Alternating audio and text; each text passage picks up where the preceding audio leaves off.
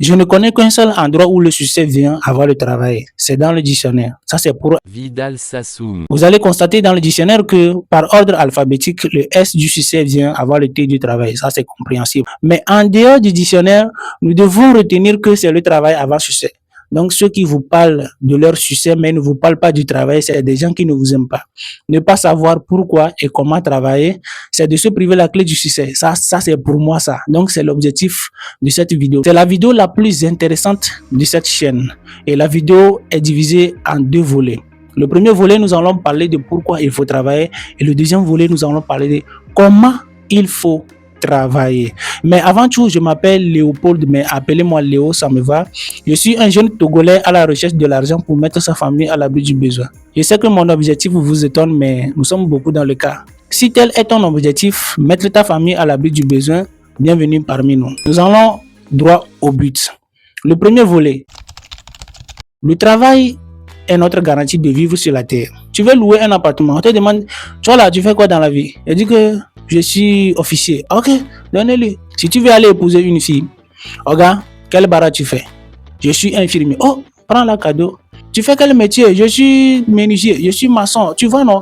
Et il y a des gens qui te donnent à manger parce qu'ils savent que tu as un travail. Et un jour, quand ils auront dans le besoin, ils viennent chez toi, toi aussi, tu peux leur donner à manger. Donc, si tu veux avoir une garantie dans cette vie, il faut avoir un travail. Le deuxième point, nous devons retenir que le travail n'est pas une punition. Ça fait partie de notre vocation humaine, de notre création par notre Créateur. L'Éternel Dieu prit l'homme, le plaça dans le jardin pour le cultiver et le garder.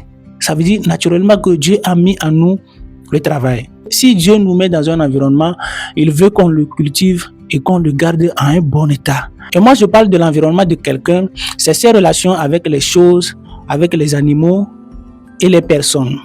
Ces choses, ces animaux et ces personnes, ce sont des choses qui vont t'entourer et ça fait partie de ton environnement. Donc, si tu n'arrives pas à avoir de bonnes relations avec ces choses-là, c'est que toi, tu es un bon arrière, c'est-à-dire tu es paresseux. Et vous allez constater qu'il y a certaines personnes qui ont échoué dans la vie et ils rejettent la faute de leur échec sur les autres. C'est des gens qui n'ont pas bien veillé sur leur relation avec ces personnes. Quel est l'état de ta maison? Quel est l'état de ta voiture? C'est des choses qui t'entourent. Ton jardin, ton bureau, ton métier, ton atelier, ton magasin, tout. C'est là où tu travailles, tout ce qui t'entoure, tout ce que tu as pu acheter. Comment tu entretiens ça là? C'est Dieu qui t'a donné ça. Comment tu entretiens tout ça là? Et les animaux que tu aimes, les bœufs, les moutons, les chèvres, les chats, comment tu les entretiens? Et les personnes, tes amis, tes frères et sœurs, tes parents, comment tu entretiens les relations avec ces personnes? Parce que si tu ne choisis pas bien ces relations, tu vas te retrouver dépouillé de tes qualités ou bien peut-être tu peux échouer dans la vie. Donc veillez et travaillez sur les relations avec ces trois choses-là. C'est très important.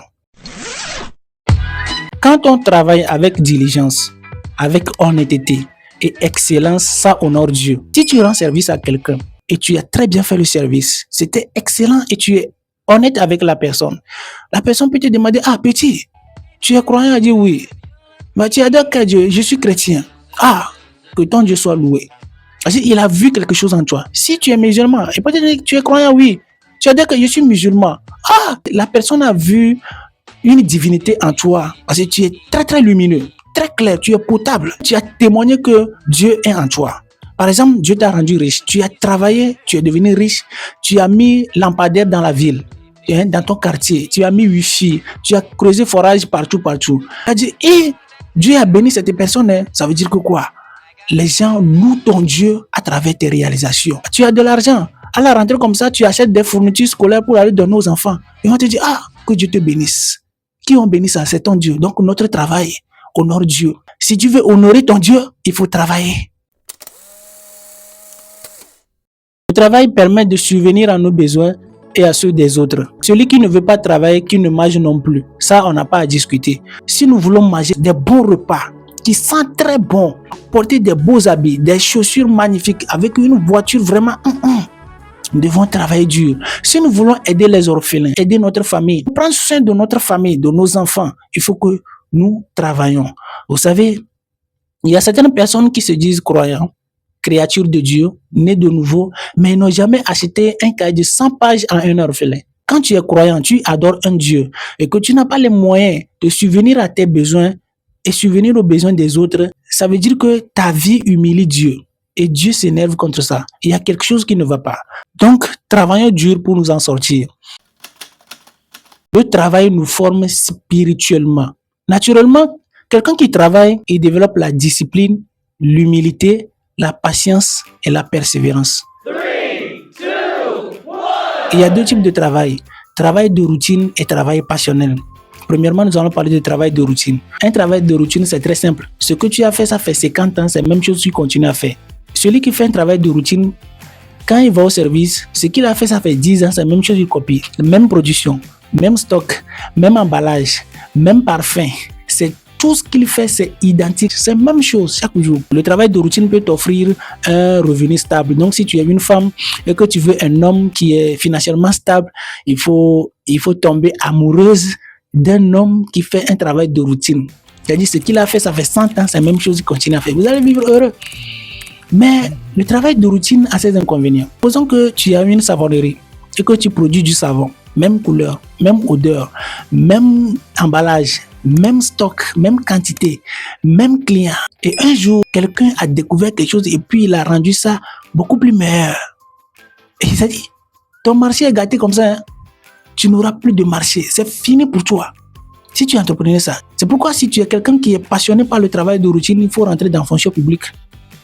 Et là, tu vas aller faire avec les enfants là-bas. Mais si tu veux être entrepreneur et être quelqu'un qui n'est pas innovant, tu auras des problèmes. Si un investisseur intelligent essaie d'investir dans ton business, c'est qu'il veut prendre le business. Il sait que tu ne connais rien. Il va essayer de changer les choses et prendre le dessus dans le business. Et là, tu vas couler. Très, très attention. Le travail passionnel, c'est un travail qui aime à rendre les choses plus accessibles, plus simples, plus concevables, à rendre la vie meilleure, la vie simple, à résoudre les problèmes de ce monde tout court. Le travail passionnel, c'est de quitter le point A, aller B, C, D jusqu'à Z. Celui qui fait un travail passionnel, il peut travailler 24 heures sur 24. Il n'a pas même revenu, il peut quitter $100 et aller à $1 milliard du jour au lendemain. Quelqu'un, il a un courage, il a confiance à ce qu'il fait. Il se tue à la tâche pour l'évolution de ses affaires. C'est quelqu'un qui attire les investisseurs. Son business est convoité. Peut-être au début, il peut être seul, travailler dans son atelier tout seul, mais au finish, vous allez constater que c'est quelqu'un qui est très influent. Il attire les investisseurs. C'est qui cet homme? C'est qui cette femme? Parce qu'il est innovant, il est exceptionnel. Il est courageux, il est moderne. Le travail passionnel rend la vie meilleure à celui qui le pratique. Je crois que cette vidéo vous a plu et vous avez retenu quelque chose dedans. Je suis là pour que nous nous aidons. On se voit à la prochaine fois le samedi prochain. Je vous aime beaucoup. Merci.